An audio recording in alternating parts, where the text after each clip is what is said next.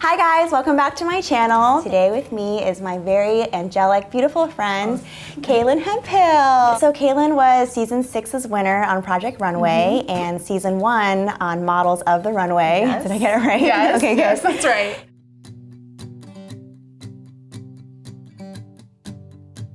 So how did you get into modeling? So I got into modeling. I've always been into theater. I've always loved performing. I've always loved being on stage. So I was in community theater and even did a show in New York when I was a little girl.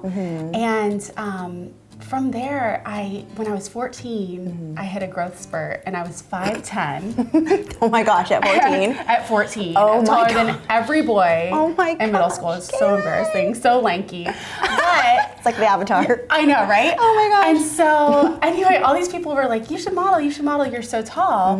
So I was kind of like, well, that goes hand in hand with performing. Yeah. And so I was like, well, I can, maybe do a few catalogs and a few runway shows or whatever. Yeah. And then maybe that will, lead to more acting work, because they do go hand in hand. Totally. So I ended up moving to New York when I was 17. Oh my gosh. And, I... On your own? Yeah. Oh my gosh, I didn't even know this about you. This is so cool. Yeah. And so it was really cool because I was still very interested in theater and pursuing acting and singing, but then modeling paid the bills. Totally. So it was like my a lot of my gosh. friends that were doing the same thing were waiting tables and all that stuff, and it was such a blessing that I could model and make a living doing that while pursuing other things that I enjoyed doing. So did you always know the Lord? Like, was that something your parents taught you or that you came to when you got older, or? I grew up in a Methodist church and I love that church. Even my parents still live in the same hometown that I grew up in. And, yeah, it's so sweet. So I go back home and I go to the same church that I was baptized in and confirmed in. It went from my parents, making me go to Sunday school every week to then me wanting to go to youth group in high school and wanting to learn more. And then whenever I moved off on my own in New York, it was like a choice that I needed to make. Okay, either I Fall go off the deep find, end. I find a church of my own, or I kind of like leave that behind. And you were like, no. Yeah, and that's always just been of utmost importance to me in my life. It's just like my relationship with God. And so I've always tried to make that a priority no matter where I move. That's amazing. I love that. So, like winning these shows, and I'm sure, at the time there's all this limelight around you. People are like, oh my gosh, you won the show. And like, I feel like that's one of the hardest struggles when you're starting to get successful. It's so funny because right after I won the show, we filmed in LA, and then I was living in New York at the time. And so I went back to New York. I signed with Ford, which was like a great agency, and I was working a lot in New York. Yeah. And then I had a manager approach me and want me to move to LA. And so I was just thinking, okay, well, I filmed in LA, I have a little bit of experience in LA. Yeah. Maybe I'll go. And, I just won the show. Everything was going so great. And I moved to LA, and it was just like an extremely humbling time because I felt like I should have had all this momentum and been working a lot, and I felt like all these opportunities should come to me. Right. But I moved here and it was like I was so broke. I had to call and ask my parents for money. I couldn't book a job to save my life here. Right. Which was so crazy coming off of that. Yeah. And then like the management company that I signed with, I couldn't get any acting auditions. It was just bizarre. Right. Now I look back, that was 6 years ago, and I'm so grateful for that time of humbling. Yeah. And anytime I start to get like on my high horse thinking I deserve anything, I'm grateful that God brings me back to just the fact that I'm nothing without Him. Oh my gosh, I love like that. I'm nothing. I always say that. I'm always like, we're nothing without you. But we're People not. are like, oh my gosh, it's so funny you say that. I'm like, but it's true. It's like so we're true. made from dust, and like that's the reason why we're anything. And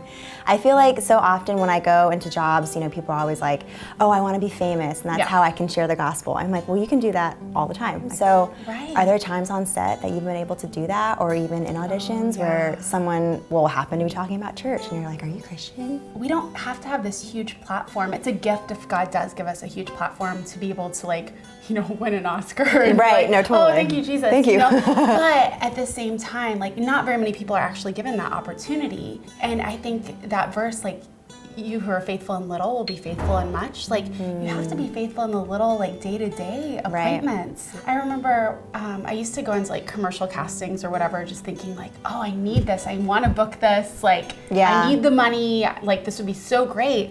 But now it's like, I go and I still obviously want to book it. Yeah. But at the same time, I'm like, maybe there's a reason that I'm here at this audition or casting other than just booking it. Maybe it's because this room full of people need, you know, to know Christ's love. And maybe there's a conversation that I need to have, or maybe someone needs to minister to me. Like, you never know what God's doing. Yeah. But just always being open to his movement and what he's doing, where he's calling you to go. I'm sure you feel like this a lot. I'm just like, on the sets and auditions and the things that we get to do, it's like not very many people get the access that we get. Yeah, to that many people in an industry where pretty much no one's Christian. So I'm sure being on the job, there's times where you're just not feeling up to it. Can you think of a time where you're just kind of in your own and God just like interjects and he's like, yo, me. All the time. You know? And I travel a lot. I'm always on planes, and I feel like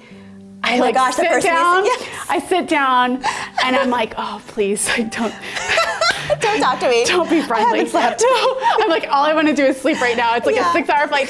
Quick. No, but literally, I have met some of the people that have changed the course of my life on planes. Wow. And so now I'm always just ready for like those divine appointments. Yeah. You're sitting there like, okay. No, but that's just one example though of just like not wanting to be bothered, but sometimes in those times of not wanting to be bothered, not feeling like talking, he like stretches us and like puts us in that uncomfortable position, and then he gives us the words and he gives us the grace, and it turns into this beautiful thing that would have never happened if I was just like sleeping, you know, like, so, but I mean, girl, every day. All the time. Every day. Or I'll like walk into a casting and be like, okay, I need to go. I only have like 10 minutes. I just need to get in and out. And then I'll see someone and they're like, oh, Kalyn, I wanted to talk to you about this. And you're like, no, I just want to go. No, but it turns into this beautiful moment. And I'm like, you know what? Who am I to think that I know better about my time than God? Right. And if he wants to interrupt my day to hopefully bless someone or have an amazing conversation,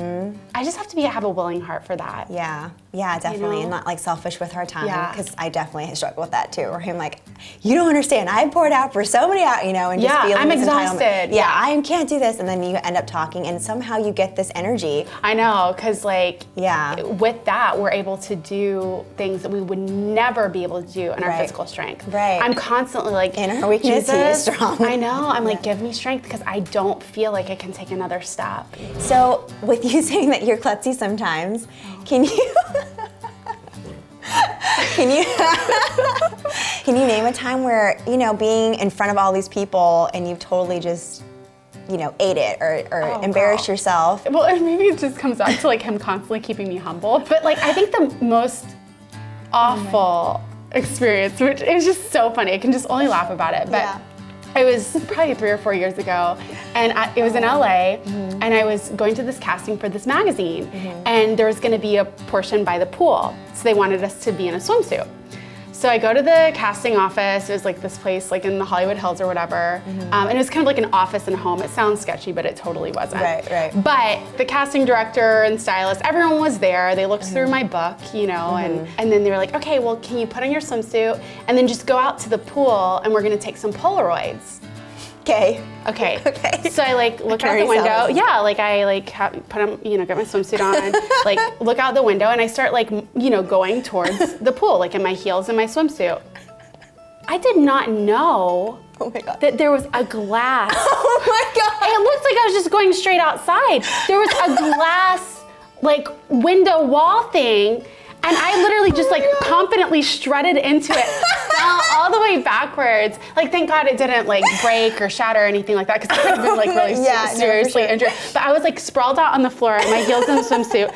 Everyone was laughing so hard at me. And I'm just this is my life right now. Like, this is a little healthier people, but it's I know. Fine. I just hope on every job the makeup artist has like body makeup, because I'm constantly getting bruised. So. Oh my gosh, I love it. Anyway. Well, thank you so much. Are we ending on that note? Off that note, thank you so much for being here with me. It was so fun. If you guys enjoyed this video, just be sure to hit the like button below. And if you haven't already, don't forget to subscribe. And I'll see you next time. God bless. Bye. Are we still rolling or what's going on?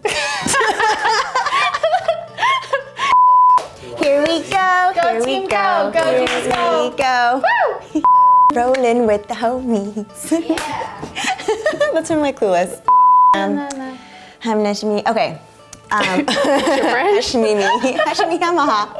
Are you speaking in tongues? No. Okay. Scene 1. Take one. Take 1.